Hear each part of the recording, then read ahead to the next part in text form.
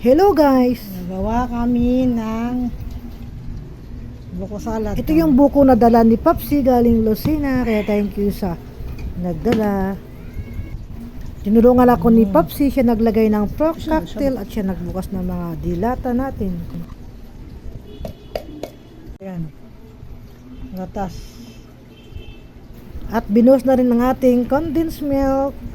Isang lata muna guys. At sinunod natin yung Nestle cream. Halo-haloin lang natin at mamaya tikman natin kung matamis na ba siya or kulang pa sa ating condensed milk. At nilagyan ko na rin ng cheese. Kahit anong brand ng cheese pwede guys. Yan, maraming cheese nilagay ko guys para masarap talaga yung ating buko salad. Tikman kung matamis.